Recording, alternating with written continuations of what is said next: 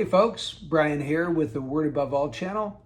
We're going to be looking at a really important passage from Romans chapter 11 because it's going to help us answer a question. The question is, what does it mean that all Israel will be saved? That comes out in verse 26. So let's go ahead and read Romans 11, 25 to 32. For I do not want you, brethren, to be uninformed of this mystery, so that you will not be wise in your own estimation, that a partial hardening has happened to Israel until the fullness of the Gentiles has come in, and so all Israel will be saved.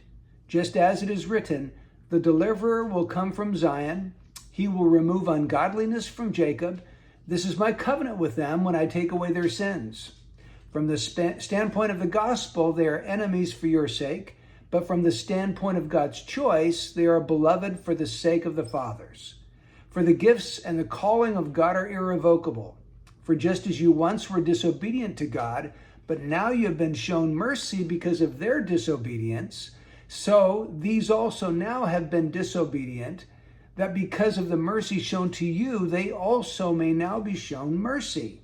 For God has shut up all in disobedience, so that he may show mercy to all. Okay, so there are two questions that we need to settle when we come to verse 25 and 26, when it says, so all Israel will be saved. First question is, who is all Israel? Second question is, when will all Israel be saved? Let's see if we can solve those two questions. And there's three major interpretations about these things. Okay, view number one, all Jews are going to be saved right before Christ's second coming. So all Israel is all or nearly all Jews in a future generation right before the second coming of Christ. They're going to be saved right before Christ returns. That's view number one.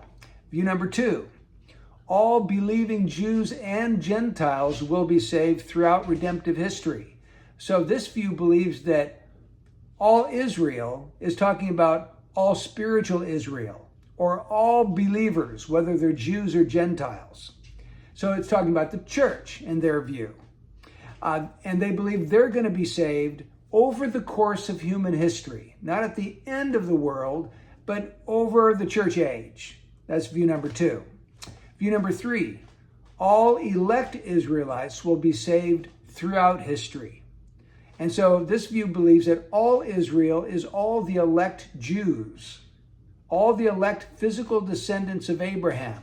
And they believe that they will be saved over the course of redemptive history, not at the very end of the world, but over the church age. Okay, now you'll notice that interpretation number one is different from both interpretation 2 and 3, because this position holds that the salvation of all Israel is reserved for a future date, and 2 and 3 believe that all Israel being saved is going to happen over the course of history. Now, I grew up as a young believer being taught the view number one, that all the Jews will be saved right before Jesus returns. I've since discarded that view. I don't believe it anymore. And in this video, I'll tell you why. Now, we've got to solve some questions. Number one, who is all Israel? Well, how is the phrase Israel used in Romans chapters 9, 10, and 11? It comes up 10 times in these three chapters, and in the first 9 times that we see it, it refers to ethnic Israelites. In other words, Jews is distinct from Gentiles. So I'll give you a few references for you to look up if you're interested. Just take a look at Romans chapter 9, verse 6, Romans 9, 30 to 32, Romans 11, verse 1, Romans 11, 25 to 26. So because everywhere else in these three chapters, Israel refers to elect Israelites, physical Israelites, descendants of Abraham, then number two cannot be correct, because view number 2 says that Israel are Jews and Gentiles who've come to faith in Christ. Well, these aren't Gentiles, they're Israelites. Then we're left with either option 1 or option number 3. Now let's go to the second question. When will all Israel be saved? Option number 1 believes that verse 26 means then. After the fullness of the Gentiles has come in, then all Israel will be saved. And they believe this takes place after the full number of all the Gentiles are saved, then all the Jews are saved, and then Christ returns.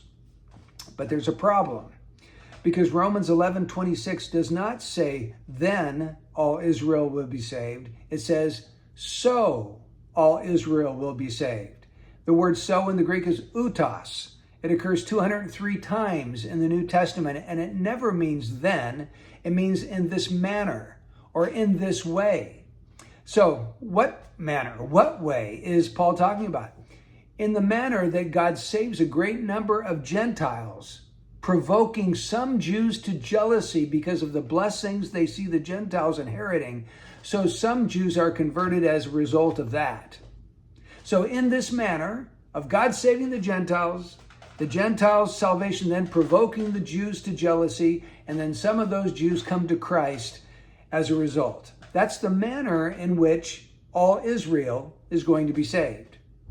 Now also, all the way through Romans chapter 11, Paul is talking about things happening in his own day, not something that's going to take place at the end of the world.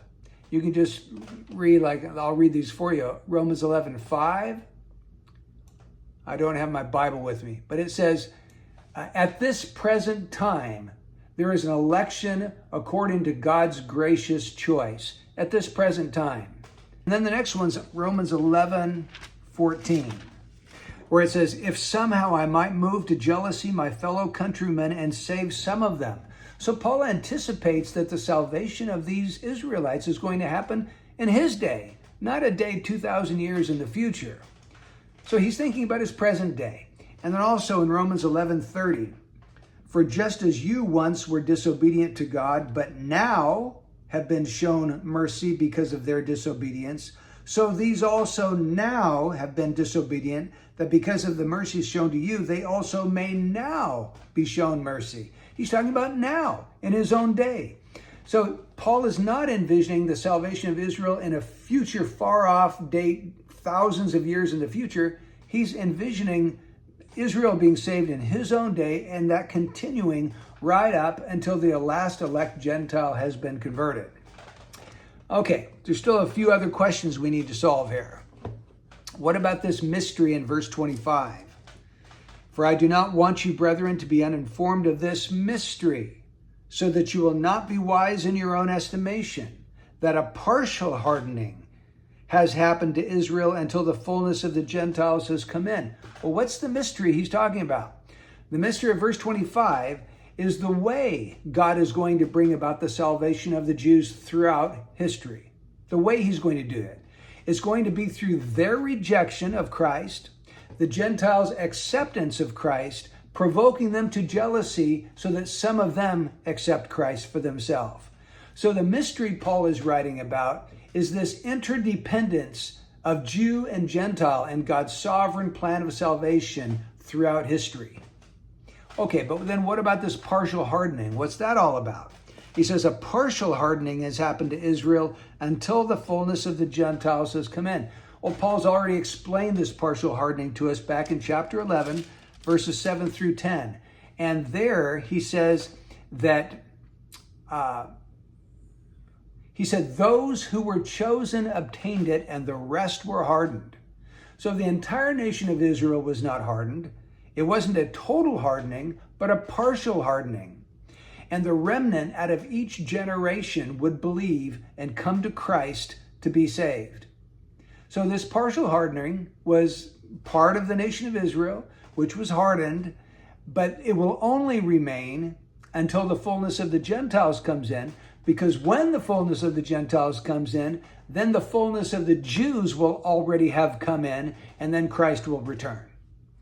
So the fullness of the Gentiles refers to the full number of elect Gentiles and throughout the course of history. The fullness of the Jews, Paul calls that all Israel. Same thing. All elect Israelites are coming to faith in Christ. When all elect Gentiles and Israelites are converted over the course of history, then Jesus Christ will return. Well, you say, Brian, what about verse 26 and 27? The deliverer will come from Zion. He will remove ungodliness from Jacob. This is my covenant with them when I take away their sins. Those who hold to option number 1 that I outlined earlier, they believe this is talking about the second coming of Christ. The deliverer coming from Zion. But Zion is a reference to Jerusalem. If Jesus' second coming is in view, it wouldn't talk about him coming from Zion. It would talk about him coming from heaven. And this actually fits much better with the first coming of Christ, because it was in Jesus' first coming, when he died for sin, that he removed ungodliness from Jacob, and that's when he took away sins. So I believe this is a reference to his first coming. Now, in verses 28 to 32, Paul is again emphasizing God's plan that the rejection of the Jews is going to lead to the salvation of the Gentiles, which is going to provoke the Jews to jealousy and bring in the elect Jews into the kingdom. So God's plan was that all, Jews and Gentiles, would be disobedient, so that if any are saved, it is of God's mercy alone and not of any man's merit.